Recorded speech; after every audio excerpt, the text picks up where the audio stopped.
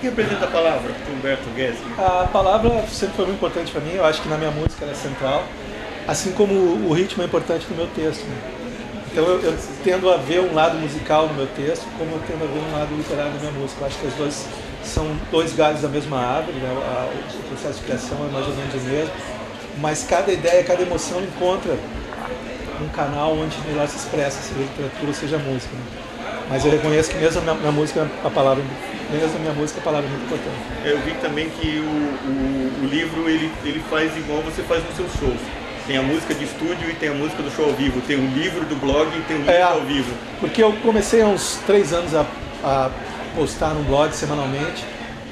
E as postagens ali são como se fossem versões ao vivo, né? Tu ganha pela espontaneidade, perde um pouco pelo apuro técnico, por ser um texto escrito rapidamente.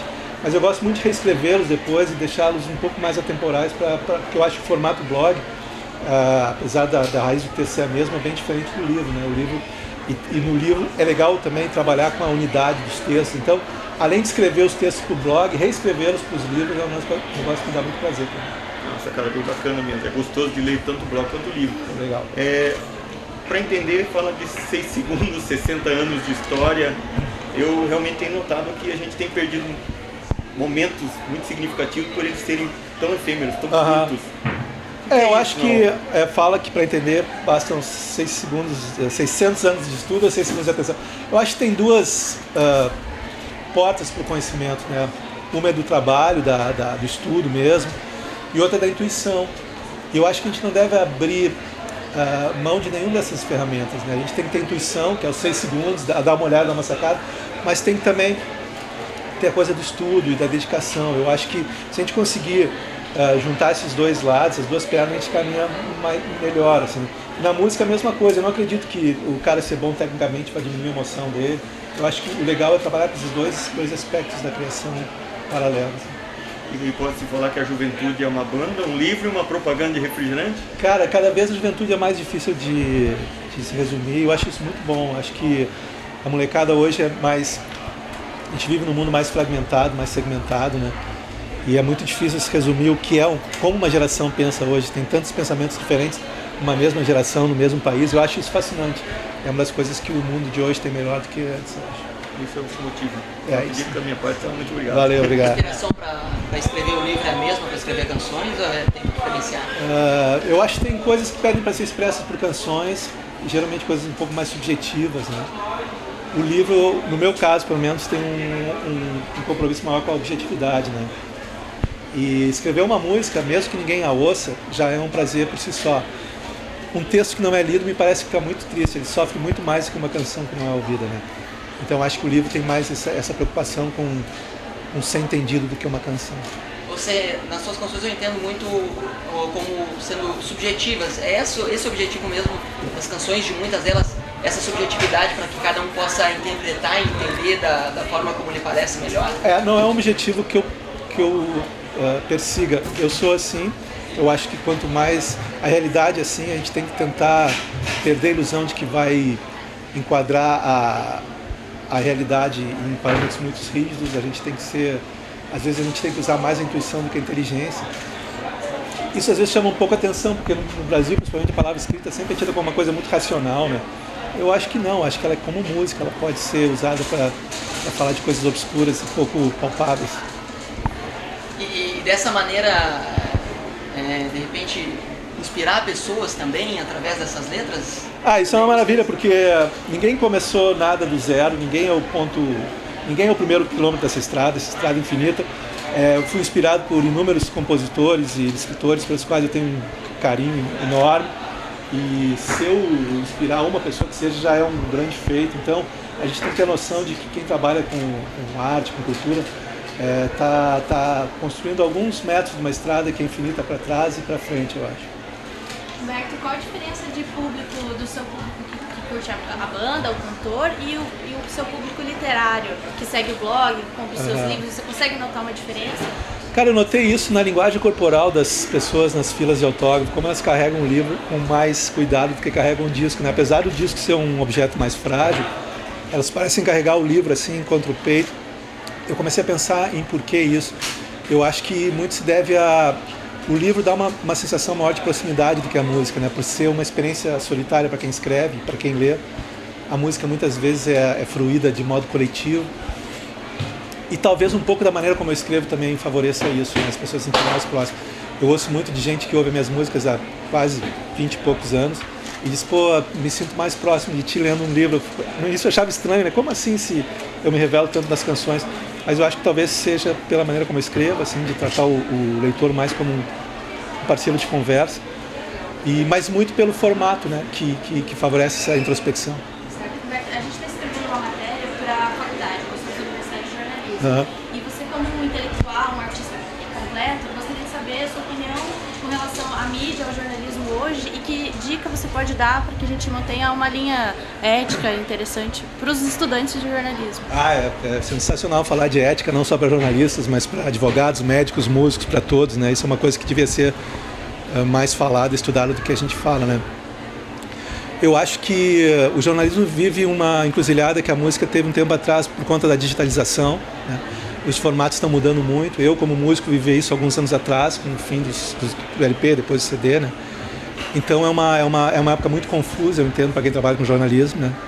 E tem uma ditadura do acesso, né? Eu falo com pessoas que trabalham em jornais, cada vez mais a ditadura de quantos cliques uma matéria recebeu, por menos irrelevante que ela seja, e geralmente são as mais relevantes que recebem mais cliques, porque é da natureza humana essa curiosidade meio perversa, assim, né? Mas eu acho que a dica que eu daria para um jornalista que está começando, mesmo que eu daria a um músico, não se deixar levar pelo canto da sereia dos números, saber diferenciar qualidade de quantidade, né? E não há nada que pague a sensação do cara poder dormir tranquilo à noite e poder se olhar no espelho. Quer dizer, não há nenhum atalho que vale a pena a gente perder a estima que a gente tem pela gente, né? Fazendo o trabalho que a gente faz da maneira mais digna possível. Talvez que meus colegas já tenham feito sobre o lançamento do seu trabalho. Você fala um pouquinho para a gente, por ouvinte da Rádio Cultura. É meu 5º livro, 6 segundos de atenção. O 2º livro de crônicas, né? Muitas delas têm uma origem num blog que eu mantenho há uns 3 anos, mas claro que para lançar um livro eu as reescrevo, reagrupo, né? E é muito natural, as pessoas me perguntam como é essa transição da música para literatura. No meu caso, a palavra escrita é anterior à palavra cantada. Eu escrevo desde mais tempo do que toco numa banda. Mas é natural que as pessoas me vejam mais como um músico, né? Mas o meu trabalho acho que tem muito em comum. Como eu estava falando antes, a palavra sempre foi muito importante na minha música, assim como o ritmo eu acho que é importante no meu texto, né? Então acho que são 2 galhos da mesma árvore, né? 2 maneiras paralelas de expressar emoções, ideias. Tem algumas que pedem para ser expressas por canções, outras por textos. Para você, posso falar um pouquinho tem uma ligação da cidade? Você já veio outras vezes em shows? Já vim várias vezes. Acho o Paraná em geral muito parecido com o Rio Grande do Sul, e não só pela colonização que tem, mas eu acho que é uma coisa que eu sinto aqui, assim, e estou muito feliz de estar aqui num evento que eu nunca tive aqui, com um evento relacionado ao livro, que é uma maneira diferente de chegar a uma cidade, né? O show sempre é cercado de muita adrenalina e uma energia mais selvagem, assim. Mas eu tenho curtido muito participar de eventos como esse. Foram eventos como esses que abriram as portas dos livros para mim quando eu era moleque. Comecei a ler por conta da Feira do Livro de Porto Alegre, que é muito importante. Então só tenho a agradecer a possibilidade de estar participando da Feira do Livro de vocês aqui. Você está otimista? Eu sou um otimista. Você é otimista? O pessoal está lendo?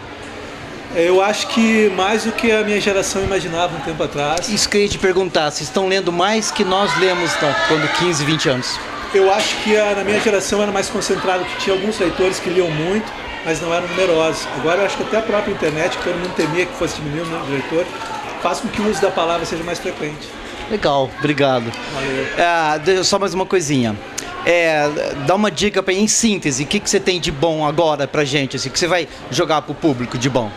Cara, eu não tenho nada para ensinar para ninguém, eu gosto de conversar com as pessoas e eu sinto que muito me perguntam sobre o processo de criação, que para quem não está acostumado a fazer é uma coisa misteriosa.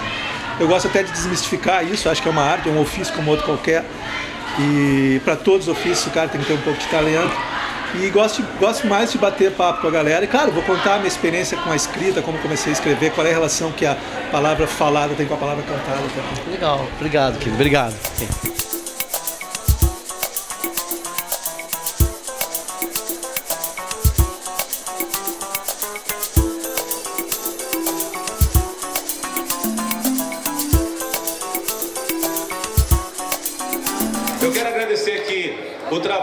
da Fundação Cultural, o cantor, que é o presidente, a Arinha, o prefeito Reni Pereira. Quero agradecer a presença de vocês, porque sem vocês essa noite não existiria. Pessoal, ele pede 6 segundos de atenção. Mas a gente vai dar muito mais do que isso. Humberto Genzinger, vamos recebê-lo!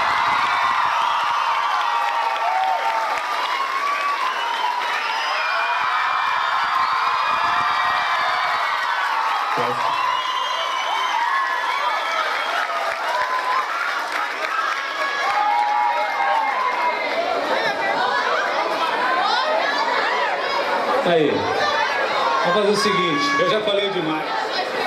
Boa noite, boa noite. Muito obrigado pela presença de todos, é uma honra estar num evento tão bacana como esse. E me lembra muito de quando, ainda quase criança, me tornei um leitor, graças a eventos como esse que aconteciam na minha cidade, Porto Alegre. Então, muito obrigado pela presença de vocês e pelo convite para estar aqui. Muito bem, nós vamos bater um papo. E eu estava explicando para eles aqui que é difícil, né, criar essa divisão de águas, até porque a sua história musical é gigantesca, né? E a sua história como escritor também está se confundindo com ela, está Sim, é claro, todo mundo me conhece antes como músico, né? Mas a palavra escrita eu acho que é até anterior à palavra cantada na minha vida. Eu acho que é um caso bem comum, né? Aquele menino tímido que faz as redações que a professora de português gosta e tal. Esse era eu no colégio, assim. Sempre gostei muito de ler. Claro que a música tomou a frente na minha vida, tal. As pessoas acabaram conhecendo antes como músico. Mas essa transição para mim é muito tranquila. Eu acho que a palavra sempre foi muito importante na minha música, quase que central. Assim como o ritmo é importante do meu texto. Para quem não me conhece como escritor, acho que podia fazer um pequeno resumo das coisas que eu já lancei. Vamos chegar lá? Vamos chegar lá, que antes eu quero fazer o seguinte, para matar a curiosidade de quem está aí, porque a gente sabe do seu trabalho como músico, né? Tem toda essa história aí de estrada, ao lado dos engenheiros, tem esse trabalho que você fez do Pouca Vogal, que foi um trabalho de duo, né? Que para você mesmo foi considerado muito diferente, bastante desafiador, e tem agora essa ação, esse trabalho solo, que quando eu falei aqui em Sular, o pessoal ali, ó, foi uma loucura, né? Pode crer. Então vamos falar rapidamente sobre esses três. Vamos tentar ligar esses três aí, fazer uma amálgama aí? Bom, Engenheiros é uma banda que começou antes, eu acho que da maioria de vocês ter nascido, em 85, na Escola de Arquitetura de Porto Alegre. Nenhum de nós estudava engenharia, nós estudávamos arquitetura. Eu até hoje não sei nadar. Nunca fui surfista. O nome era uma brincadeira que fazia muito sentido na escola de arquitetura ali. Se eu soubesse que a banda ia tomar conta da minha vida, eu garanto que eu teria escolhido um nome que não precisasse tantas explicações assim. Mas era uma brincadeira e uma banda sou muito orgulhoso pela trajetória que teve, mais de 25 anos, né? E como tu falou, em 2008 eu dei um tempo com Engenheiros e fiz um projeto com o Duca Lendecker, Pouca Vogal, que rendeu um DVD, um disco, ficamos na estrada há bastante tempo. E quando chegou a hora de eu voltar ao que eu mais gosto de fazer, que é tocar contrabaixo num trio, a princípio eu não sabia se seria mais um disco dos Engenheiros, né? Nunca pensei em lançar um disco solo. Mas quando eu comecei a trabalhar as canções que acabaram virando Insular, eu senti que cada uma pedia um ambiente diferente, né? Vários convidados. E por isso eu resolvi lançar como disco solo, só por isso, por não ter uma banda fixa me acompanhando. Mas do ponto de vista das canções, até que poderia ser um disco dos Engenheiros, do ponto de vista das composições. E muito rapidamente o pessoal já sacou, já estive aqui na região tocando algumas vezes, espero voltar em breve. Recentemente nós gravamos esse show em Belo Horizonte e essa semana acabamos de editar um DVD que vai sair agora no final de outubro com esse show. E também com umas gravações que eu fiz na Serra Gaúcha. E estou muito ansioso para voltar aqui a Foz tocando.